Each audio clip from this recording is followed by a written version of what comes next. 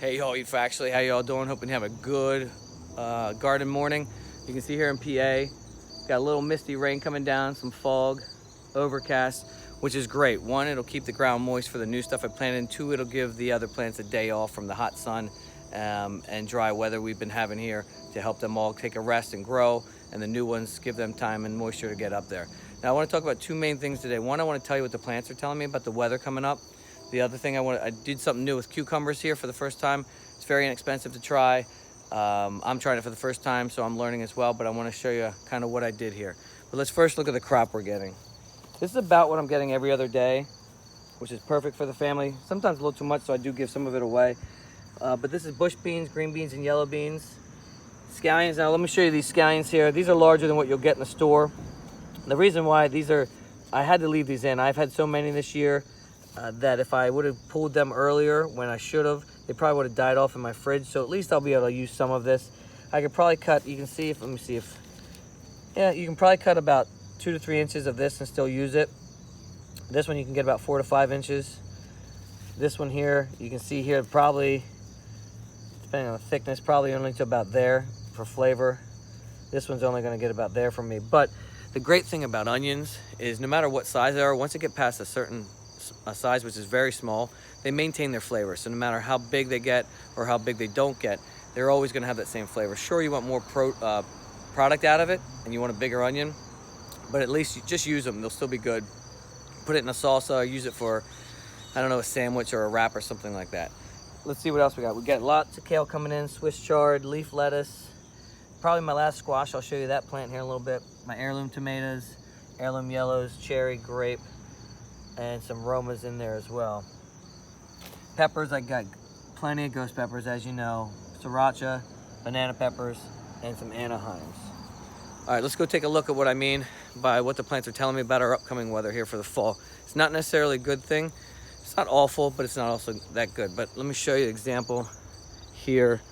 So you see this is not uncommon over the summer, but when it happens that much, let me show you another one over here. You can see that, how it turns yellow and then the plant dies, the branch dies off. You can see this here, dying off. This one here. So there's more up there. Oh, there's a cricket. Oh, no, there's 2 of them mating. Okay. I might get in trouble for that insect porn. I apologize for that. My bad. But what I do want to say is this is telling me that there's cold weather on the way. The plant, again, over the summer, it will knock off some of the branches. They will die naturally. You cut them off yourself or they'll just die. That's fine. But when you see this many of them, it means the plant knows cold weather's on its way. I also saw a lot of birds flying south already in their formations, which is early for us here. That's usually not till late September, early October where you start seeing a lot of them go. But that's telling me that the plant wants to shed the parts of it that it does not need so it can focus on producing a very strong fruit to produce seeds so the species survive next year. So I'm a little concerned. Not necessarily. Most of your current product in the ground, as far as that's fully grown and still developing, isn't going to be hurt. Frost comes at about 34, 35 degrees, depending on where you live. It's not going to hurt a lot of things. Even freezing temperatures when it gets to 32, as long as it doesn't stay there for more than 2 hours, a lot of your produce will be fine. Because again, remember, the produce is still going to be at 40 degrees. If it's 34 out, it takes several hours for that plant to get, or that fruit to get to 34 degrees, probably 4 to 6 hours. So if it gets 32 for 1 hour or 2 hours, sometimes it doesn't hurt your plants. Your leaf lettuce, you gotta be careful with, cucumbers, but your peppers, tomato plants will be fine, broccoli, cauliflower, all that stuff, peppers will be fine, sprouts will be fine, your beans will be fine. But what happens is, it just means the new stuff in the ground or the plant itself will stop producing.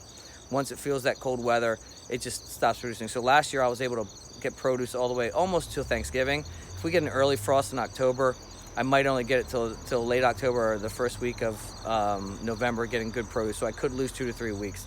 And don't forget, we were 2 to 3 weeks late in growing this year. So it's almost a good month we could be shaving off. I'm hoping I'm wrong, hoping I'm misreading this, but I don't know. We'll see. But let's take a look too. I want to show you this. This is not the cucumber plants I was talking about. But I want to show you here. This is the main stalk of the cucumber plant, and you can see it growing all the way over there. This is a side shoot. Here you can see it also. This plant has one. There's the main stalk going out, and here's the side shoot. What you normally want to do, and which I did over here, I'll show you. You want to cut that side shoot off. You don't want the plant to worry about growing itself in all different directions. You want it to worry about growing one main stalk and then producing as much product fruit off of that plant as you can get. But because I'm kind of feeling like we're gonna get some early cold weather, I'm gonna let 1 or 2 of those shoots go. So I'll get more fruit earlier. But what that means normally, if I do that in the spring, you'll get more fruit earlier, but overall you get less fruit because that plant will die off earlier. It will just stop producing. So this fall, I'm gonna let that grow and try and get as much fruit as I can before we get that frost. The squash plant that I showed you earlier is about done. I think it gave me 20 to 30 of them, but I think it's over. This one fell off, it already rotted. This one's been stunted for a while. I think that's about done. It's a good pepper plant. I'm still getting random pepper plants. Now, if you remember, I had those random tomato plants that came up and I pulled them and replanted. Well, guess what? All their siblings decided to come out and join the party. All their cousins, aunts and uncles, extended family, everybody wants a part of this. Take a look. These are all new tomato plants coming up. There's gotta be 100. There's more over here. Now I left them in the ground. I didn't pull them because I planted onions and beets. Yeah, onions and beets there. So I want to make sure those actually come up before I rip them out so I don't mistakenly rip out those plants. So I'm going to let them grow a little bit. They're not going to produce. Tomato plant, normally if you put it in May, you start picking the fruits in July, maybe late July earliest. So that's 2 months. That means right now if these plants come up, it'll be November before I see a fruit, and it's highly unlikely they're going to produce anything because with the cold weather, they're just not going to grow as fast. Now, you remember the lettuce that I planted, transplanted? They're doing great. One there. This one's struggling a little bit, that little guy, but I've got 2, 3. That's another one struggling. 4, 5, 6, 7, and then all these are doing well. So like I said, they're doing fine, even though I plant them in a little bit warm weather. Just feed them a lot of water and you should be fine. Now my dog is ravaged. The new puppy, which you probably met, Monty, he's ravaged this garden. He's run through it. I still haven't been able to get in. He's dug some holes. He dug a really big hole over here. I didn't catch him doing it. Look at this. That's a good 2 to 3 inch hole there. That was supposed to be, I think that was cabbage or cauliflower. I'm not sure which, I forget which one I planted. I'll have to look at my chart. That they're not gonna come up. He destroyed that. He destroyed a couple other things too, so we'll see. Not the end of the world, it is what it is. He's a puppy, hopefully we'll train him out of it. But, let me go show you the cucumbers here that I'm doing. So, let's take a look at this. So a lot of growers do this. I haven't, for some reason, I don't know why, I haven't given this a shot yet, but I decided this year, since I had a little extra time to do it. These poles, they're just regular gate poles that you can get at your local hardware store. A PVC T-pipe, let me see if I can focus here. There you go. And then PVC pipe going across. Now I'm not gonna use that PVC pipe again. I'll tell you why in a second. But this whole thing cost me $15. I got it at B&G Lumber. Good shout out to them. I spend much more there than my wife really wants me to, but they're a local hardware store. They have all kinds of great stuff, and so give them a shout out. But this cost me $15. So the one thing you want to do, this gets the plant, again, this gets the cucumber plant off the ground, away from the moisture, away from any insects, ants, anything in there, gets them to grow up. Now I haven't done this before, so we'll see how it goes. Now you can see the sag in this. Let me see if I can get you a good angle. So the PVC pipe is sagging from the weight, and as these grow more, it's going to sag even more. So I probably should have gotten more of a steel bar to go across that. You usually do it in 10-foot. They make 10-foot either stronger plastic, or they make the metal that you can put across so that it won't sag like that. But this is new to me, so I'll give it a shot. I don't think it's going to sag too much. I've got those stakes in the ground pretty good, but we'll see. As you can see, they'll grow up. As you grow up, it's easier to trim them and see what they're producing, and they'll actually grow up and grow back down. They'll grow back around. That's the theory. That's what other people get it to do. Hopefully I can get it to do that. But we'll see. First time doing it. Here's another Monty hole. That one's about 4 to 5 inches. Found a root. That was 2 cucumber plants that he destroyed. Now I destroyed 1 too because I pulled. Oh, let me show you. So when you do want this weighted down, I weighted down with just a good old shepherd's hook that I had. So you want the string at the bottom weighted down when you tie it, and then you just kind of intertwine it through, and it'll naturally start pulling itself up. And as it goes up, I kind of just twist it around it. Am I going the right way? Twist the plant around it a little bit too to make it stronger. You can see this one.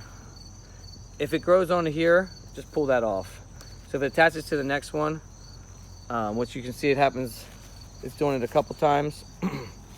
I just pull those off, and then I just twist this around the rope, if you can see what I'm doing here, just to give it some extra strength. Try and get that leaf. Be careful so you don't break anything.